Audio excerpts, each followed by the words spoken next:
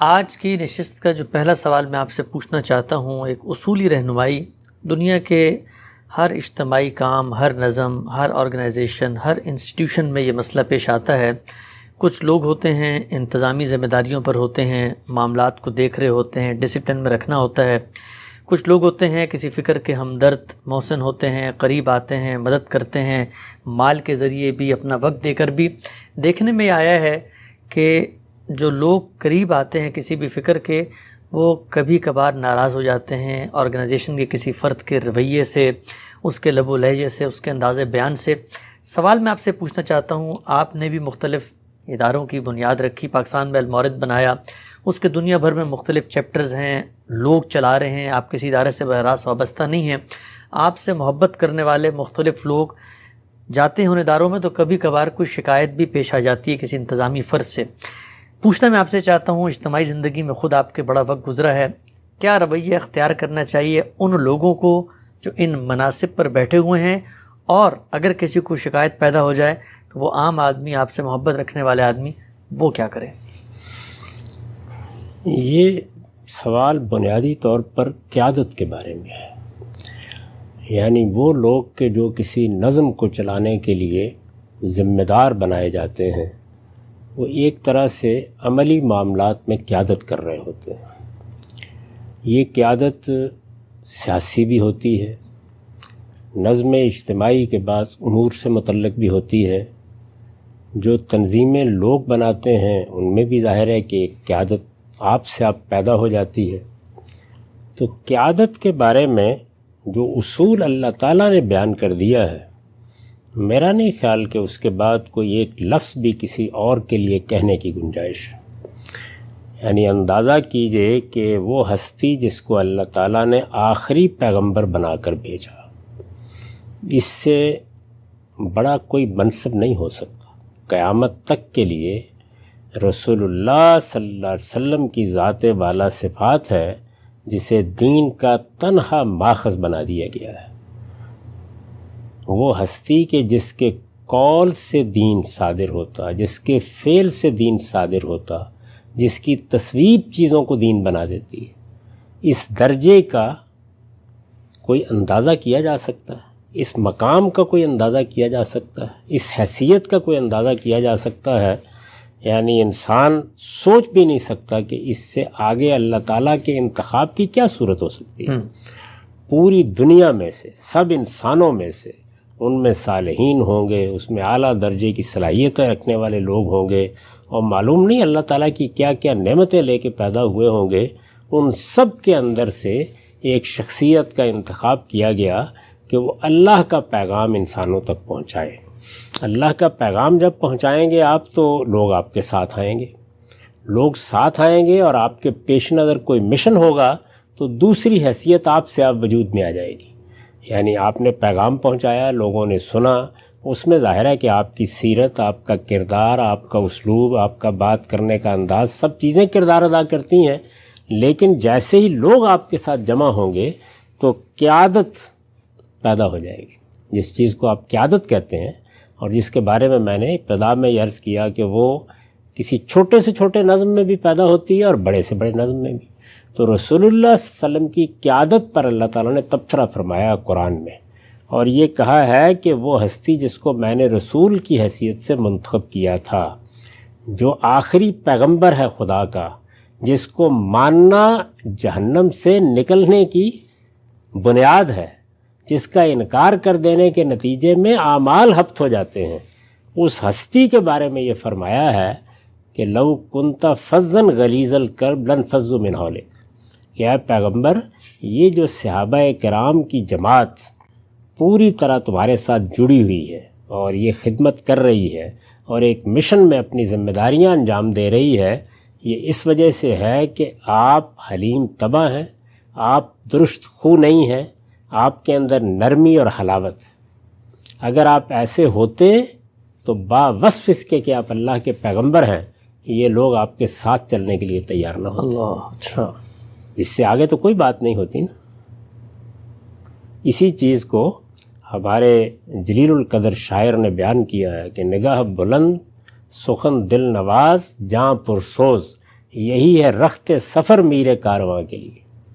اور ایک دوسرے اسلوب میں کہا ہے کہ کوئی کارواں سے ٹوٹا کوئی بدگماں حرم سے کہ امیر کارواں میں نہیں خوئے دل نوازی. تو یہ خوئے دل نوازی ہے جو قیادت کی ناگزیر صفت ہے. یعنی اگر کسی شخص میں یہ چیز نہیں ہے، اور میں نے عرض کر دیا کہ وہ ہزار اوصاف اپنے اندر رکھتا ہے، وہ لوگوں کو ساتھ لے کے نہیں چل سکتا. لوگ آپ کے ساتھ جب چلتے ہیں تو وہ آپ کو کوئی تھانے دار سمجھ کے آپ کے ساتھ نہیں چل رہے ہوتے. یہ صرف محبت کا رشتہ ہے جس میں وہ بندھے ہوئے ہوتے ہیں.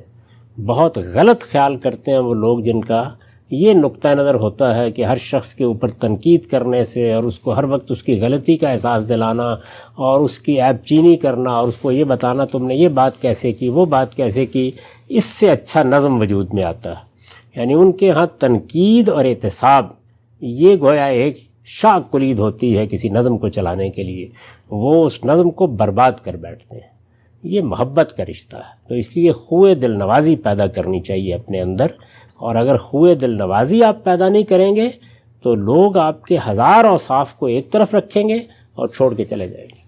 تو جہاں رضاکارانہ تعلق ہوتا ہے لوگوں کا، دیکھیے ایک شخص ہے، اس کی معاش آپ کے ساتھ وابستہ ہے، وہ ممکن ہے کہ آپ کی کوئی بری بھلی بات بھی سن لے اور وہ آپ کیا ملازمت کر رہا ہے، ٹھیک ہے، دل میں جو بھی کہے گا.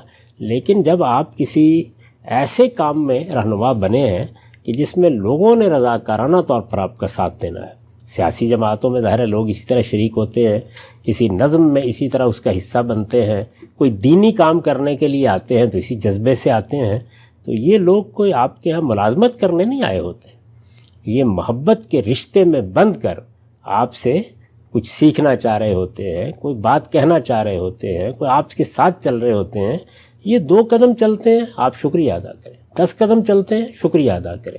یعنی ان سے کوئی اس سے آگے کی توقعات بھی نہیں کرنی چاہیے.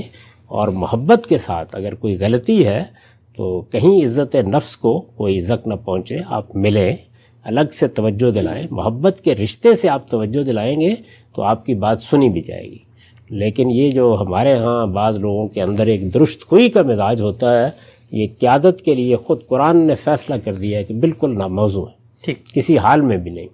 تو اگر کہیں انتخاب کا موقع ہو تو سب سے پہلے یہ دیکھنا چاہیے کہ اس آدمی کے اندر نرم خوئی ہے، محبت ہے، بردباری ہے، یہ تنقید سن سکتا ہے، اس لیے کہ تنقید کرتے ہیں لوگ آپ کے اوپر. یہ اپنی بات سے اختلاف کے بعد بھی شائستہ مہذب رہتا ہے یا لوگوں کو کاٹ کے پھینکنے کا مزاج رکھتا ہے. تو اگر یہ چیز ہو تو ایسے لوگوں کو کوئی ذمہ داری نہیں دینی چاہیے. اور اگر لوگ بھی اپنے بارے میں یہ خیال کریں کہ ان کے اندر کسی وجہ سے اس طرح کی درست خوئی کی عادت بن گئی ہوئی ہے تو انہیں خود ودرا کر دینا چاہیے، پیچھے ہٹ جانا چاہیے. کیونکہ یہ تو فیصلہ ہو گیا ہے کہ یہ ممکن ہی نہیں ہے. اللہ تعالیٰ نے فیصلہ کر دیا. انسان آپ سے عزت کرانا چاہتا ہے، وہ یہ کبھی پسند نہیں کرتا کہ آپ جب چاہے اس پہ چڑھ دوڑیں، جب چاہے اس کا احتساب کرنے کے لیے کھڑے ہو جائیں، جب چاہیں اس کو عین مجلس میں رسوا کر دیں، جب چاہیں یہ کہیں کہ تم جاؤ، ہم نے کیا کرنا ہے تمہارے ساتھ. نہیں، محبت اور محبت. تو محبت فاتح عالم. اس وجہ سے اس میدان میں تو اس طرح کے کسی آدمی کے لیے کھڑے ہونے کی بھی کوئی گنجائش نہیں ہے.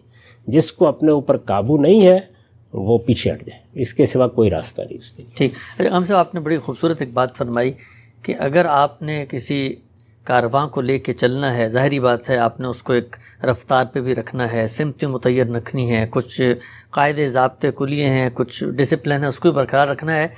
لیکن ایک چیز ہوتی ہے آدمی اپنی منصبی برتری، اپنے تحکم، اپنے جبر اور اپنے اصولوں کی بار بار جس کو آپ کہتے ہیں مسلط کرنے سے ڈسپلن قائم کریں. ہم یہ دیکھتے ہیں کہ وہی کام آپ نرمی سے، دوستانہ محبت میں، مشورے کے انداز میں، خیر خواہی، وہ ایک متاع درد و سوز کے ساتھ اگر لوگوں کو بیان کریں تو ایسا نہیں ہے کہ لوگ سنتے نہیں ہیں یا لوگ مشتعل ہو جاتے ہیں. تو لوگوں کو لانے کا بھی ایک رستہ، ذریعہ موجود ہے ڈسپلن قائم کرنے. اس میں کوئی شک نہیں ہے، یہ سب کچھ حاصل ہو جاتا ہے. صرف یہ ہے کہ وہ اس طرح کا ڈسپلن نہیں ہوتا جس طرح کا آپ فوج میں قائم کر ڈالتے ہیں. یعنی لوگ قبول کرتے ہیں، آپ جائیے، گھر میں ملیے، توجہ دلائیے. اچھا، پھر یہ ہے کہ فرض کیجئے آپ کو یہ محسوس ہوا ہے کہ کسی شخص کے ہاں اچھا رد عمل نہیں ہے، تو اس میں اگر گریز بھی کرنا ہو تو اس محبت سے گریز کیجئے کہ اس کو یہ کبھی محسوس نہ ہو. آپ لوگوں کو تبدیل بھی کرتے ہیں، ذمہ داریوں سے بھی ہٹاتے ہیں، لیکن اس کا طریقہ ایسا ہونا چاہیے کہ ان کی عزت نفس کسی حال میں مجروح نہ ہو. تو جو لوگ اپنی طبیعت پر یہ قابو نہیں پا سکتے ان کو اپنا تزکیہ کرنا چاہیے، اپنے آپ کو بہتر کرنے کی کوشش کرنی چاہیے. لیکن اگر وہ اس میں کامیاب نہیں ہوتے تو پھر عام کارکنوں کے طور پر کام کریں. قیادت کے لیے تو اللہ تعالیٰ کا فیصلہ یہی ہے کہ خوئے دل نوازی ہونی چاہیے، ہر حال میں یہی ہونی چاہیے. ٹھیک، ایک عملی ہم سب صورت بھی آپ کے سامنے رکھتا ہوں. آپ جیسے عہد کے آدمی ہیں، اس زمانے میں تو شاید یہ صورت نہ ہوتی ہو، لیکن اب واٹس ایپ گروپس بن گئے ہیں، کئی 100 لوگ گروپوں میں موجود ہوتے ہیں. کبھی کسی سے کوئی اختلاف ہو، چلتے پھرتے کوئی آدمی ایک رد عمل دیتا ہے. آپ کو لگتا ہے آپ کے علم میں بھی چیزیں دنیا بھر سے لوگ جس کو آپ کہتے ہیں آج کے عہد میں میڈیا پہ بھی چیزیں آتی ہیں، ایک کمیونیکیشن کی بھی فقدان ہے، کمی ہے، لوگ براہ راست علیحدہ رابطہ کریں اس سے بہتر، یعنی کچھ چیزیں بالکل سامنے بازار کی زینت بنی ہوئی ہوتی ہیں. آپ کو لگتا ہے کمیونیکیشن میں بہتری آنی چاہیے؟ اس میں بھی کوئی شک نہیں. یعنی آپ بات کیسے کریں گے، آپ بات کیسے پہنچائیں گے، آپ کون سی بات ہے وہ سب کے سامنے کریں گے، کون سی بات ہے کہ جو یعنی اس کمیونیکیشن کے ذریعے میں بھی اس کے مواقع موجود ہیں. جہاں تک میں جانتا ہوں کہ آپ الگ سے کوئی میسج بھیج سکتے ہیں، کوئی بات اپنے دوست سے کر سکتے ہیں. تو اس میں بڑا لحاظ رکھنا چاہیے اس کا کہ آپ کس لب و لہجے میں گفتگو کر رہے ہیں. بڑے بڑے میں نے اہل علم کو دیکھا ہے کہ ان کو بات کرنے کا سلیقہ نہیں ہوتا. یعنی ان کے ساتھ کوئی اختلاف کر لیں تو یہ معلوم ہوتا ہے کہ آپ نے ایک غلاظت میں پاؤں ڈال دیا، یعنی وہ جھاڑ کی طرح آپ کے پیچھے پڑ جائیں گے. تو یہ کوئی طریقہ نہیں. طریقہ یہ ہے کہ آپ شائستگی سے بات کریں، محبت سے بات کریں، سوال ہے تو اس کا جواب دیں. کسی نے کوئی اعتراض کیا اور اگر یہ معلوم ہو کہ بات کا ماحول نہیں رہا تو شائستہ گریز کر جائیں کچھ دیر کے لیے. آپ کو کچھ وقت ملے گا، اس کے بعد دوسرے کو بھی سوچنے کا موقع ہوگا. اسی طریقے سے اگر کسی جگہ کمیونیکیشن میں دقت ہو تو درمیان میں کسی دوست کو ڈال لیں، بڑی اچھی بات. اسے توجہ دلائیں کہ بھائی تم ذرا میری بات پہنچا دو. یہ سب مراحل پیش آتے ہیں. اصل چیز یہ ہے کہ آپ کا اسلوب اور انداز جو ہے وہ وصل کا ہونا چاہیے، فصل کا نہیں ہونا چاہیے. وہی بات ہمیشہ اپنے اصول کے طور پر سامنے رکھیں کہ من برائے وصل کردن آمدم، نئے برائے فصل کردن آمدم. ہم لوگوں کو ملانے اور جوڑنے کے لیے کھڑے ہوئے ہیں، ہم ان کے درمیان تفریق پیدا کرنے کے لیے کھڑے نہیں ہوئے. وہ کہا جاتا ہے نا ایک بڑے صوفی کے بارے میں کہ ان کو کسی نے کینچی کا تحفہ دیا. شاید دیکھا ہوگا کہ کہیں کوئی کاٹنے کی ضرورت پیش آتی ہے تو انہوں نے کہا کہ مجھے کینچی نہیں، مجھے سوئی دینا چاہیے تھی. ہم تو لوگوں کو جوڑنے کے لیے آئے ہیں. یعنی جو پھٹے ہوئے کپڑے ہیں ان کو سینا ہے، نہ کہ کاٹ دینا ہے. تو انسان کو مکراز نہیں بننا چاہیے. ہمیشہ دعوت میں، کسی نظم میں، کسی سیاسی جدوجہد میں وہی لوگ اعلیٰ درجہ پاتے ہیں کہ جن کے اندر یہ چیز موجود ہوتی ہے، محبت، شفقت. دیکھیے جو بڑے لیڈر، بڑے رہنما ہیں، لوگ ان کی ویسے ہی عزت کر رہے ہوتے ہیں. اگر آپ کے اندر کوئی اوصاف ہے تو لوگ پہلے ہی اس کے سامنے جھکے ہوئے ہوتے ہیں.